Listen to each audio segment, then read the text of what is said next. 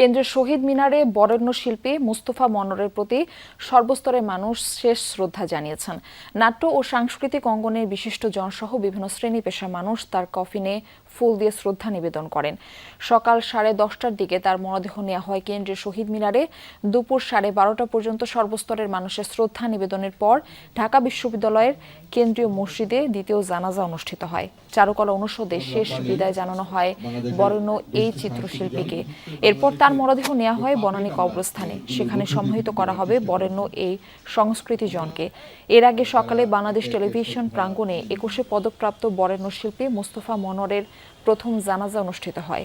জানাজায় অংশ নেন তথ্য ও সম্প্রচার মন্ত্রী জহির উদ্দিন স্বপন, বিটিভির কর্মকর্তা-কর্মচারী, তার দীর্ঘদিনের সহকর্মী এবং পরিবারের সদস্যরা।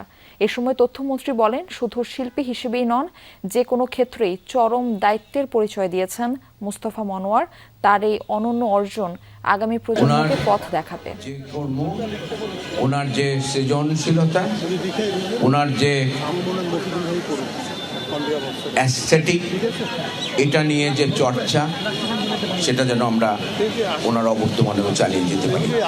এই বিশাল জনগোষ্ঠীর মধ্যে যখনই আমরা কোনো প্রতিভাবান মানুষকে পাই, তখনই সমাজে তার আলো ছড়ানোর যে ক্ষমতা, তাকে সমাজ এবং রাষ্ট্রের সম্পদ হিসেবেই গণ্য করা উচিত এবং মৃত্যুর পরে ওই ধরনের মানুষের কর্মকে প্রচারের দায়িত্ব রাষ্ট্রের এবং সরকারের থাকা উচিত।